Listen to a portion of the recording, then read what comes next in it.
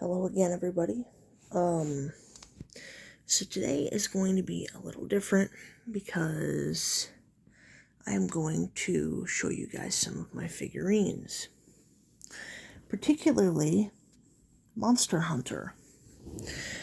I know not everyone, plays Monster Hunter here in the United States, and my history with the franchise, is pretty deep on account of the fact that I watched my dad play it when I was very young. He played the original Monster Hunter, and, he was very good at it, and that kind of developed my love from there. This guy, his name is Gogmazios, that's what the creature's called. He is one of the big elder dragons. Specifically, I fought him in Monster Hunter 4 Ultimate. I'm sure he was in Monster Hunter 4 as well, because usually it's the base game and then the Ultimate version. But 4 Ultimate is where this guy was, at least in my mind, located. He's this massive, oily dragon that's like 50 stories tall. And the way he attacks is he shoots these beams of superheated oil that explode. And if you attack him enough, the Dragonator poking out of his back, which is this big spike right here, will come falling out, and you can hit it with your weapon, or it was either your weapon or a pickaxe, but you could hit it, and it would essentially go off again, stabbing Gogmazios again. But the big thing about this creature is you notice the secondary arms with these spikes on them. Those are his wings. And as he gets angry, they heat up to the point where he finally is able to open his wings, and he is, as far as I'm aware of, the biggest monster within Monster Hunter that can fly. And it's terrifying when he does it because he drips oil everywhere. But yeah, that's this guy. I love him. I collect a lot of Figure Builder, which is the name of the brand of these particular figures. And, I put these figures together when they show up, and I have a bit of a collection, so there's probably going to be multiple episodes of this if you guys are interested in my Monster Hunter figures. Alright, next up is one of the more annoying monsters. It's not an Elder Dragon by any means, however, it's really rough, but Lucent Nargacuga. The Nargacuga line is basically like if you were to take a cougar and paint it black and give it knives for arms, because its wings are literally its front arms, but its wings in the game are sharpened like knives, and it will throw itself at you and slash its wings to try and attack you, and it can also thrust spikes out of its tail, and its tail spikes, especially in Lucent Nargacuga's case, can poison you. Now, the biggest thing that Lucent Nargacuga has going for it, especially in 4 Ultimate, Generations Ultimate, and Rise, because it was reintroduced in Rise's DLC, it is Lucent Nargacuga will vanish, kind of like Predator from the Alien vs. Predator movies. It'll completely cloak itself. Or I guess like the Indominus too, but you get the point. So, you're running around this arena trying to chase what's essentially 2 pinpoint red eyes, because that's all you can see for half the fight. And I believe, creature spikes also poison as well. It's been a minute since I fought Lucent Nargacuga and Rise, but it's, it's fast moving, it strafes a lot, and it turns invisible, so that's why this guy is pretty menacing. And then next one's going to be another Elder Dragon. I don't have the base for him, but that's okay because he stands up on his own. A fan favorite for a lot of reasons, especially if people have played the original Monster Hunter. It's Lao Shan Lung. This big guy was literally introduced in the original Monster Hunter, and he was probably the first tower defense style Elder Dragon, I suppose. He is massive. He's a lumbering giant. He walks on all fours, and when in a couple of instances, he'll stand up on his back legs like this and lumber forward. But the idea with this guy, especially in the original Monster Hunter, and, I've fought both this guy in Generations Ultimate and his subspecies in Monster Hunter Freedom Unite. But literally the concept, if you have not fought Lao Shan Lung, is you're chasing him as he's wandering through different areas. You're bombarding him with ballistas and cannons, and you're doing as much damage as you can to his head, his back area back here, his legs, and you're basically just trying to break him as much as possible. You're trying to deter him from going on his path, because when he gets to the end of the zone, basically, the final area, you have to protect that area, because if he breaks through, it's the end of the mission. He's trying to lumber through, and, for those of you who don't know, a little bit of lore for Lao Shan Lung, he's running from a much bigger threat, especially in the case of the original Monster Hunter. Lao Shan Lung is scared of another monster called Fatalis. And if you don't know what Fatalis is, I could explain it a little bit, but you can also see loads of videos on YouTube. Fatalis is a natural calamity. Well, he is, but he's also a creature, obviously, because all the monsters are living, breathing entities. But the Fatalis that this particular guy is running from is what people call Black Fatalis in the franchise. He's a big black dragon, and he's quite literally where the name classification comes from. But it's creatures who do a ridiculous amount of damage by breaking no sweat, basically.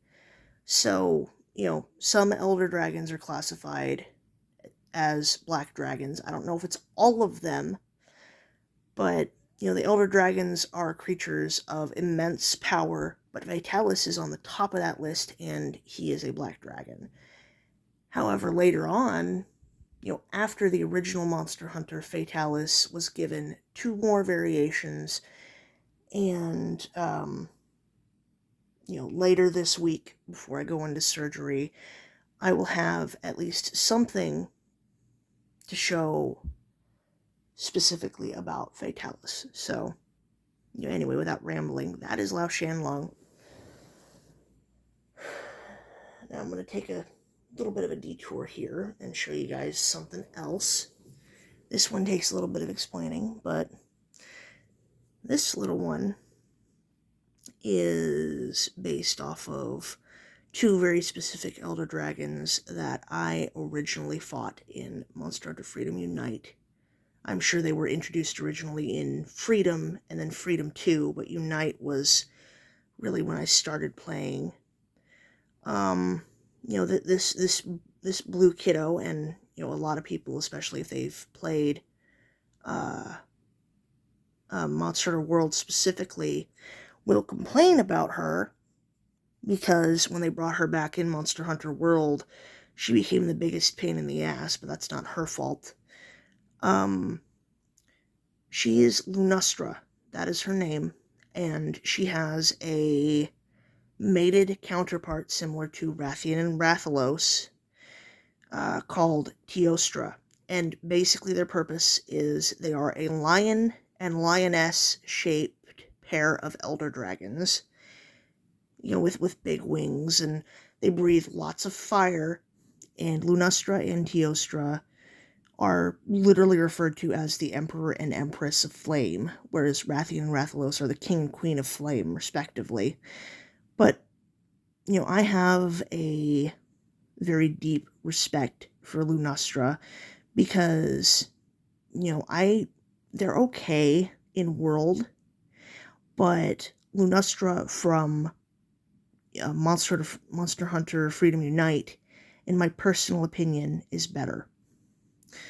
But, the reason why she's so chibi, especially for this case, is because she was particularly part of a keychain line of Monster Hunter style chibis, and much like a lot of the vintage items in my collection, and I do have a very wide variety of different classifications of stuff, some of these things are hundreds of dollars now. If I were to, say, buy some of these chibi figures from Amazon, it would be over $100. Or not Amazon, rather. They don't sell them on Amazon anymore. I started, very briefly collecting these chibi guys around the time that the Wii was still the new console, and Monster Hunter Tri was brand new coming out. That's how long it has been since I've even thought about collecting these.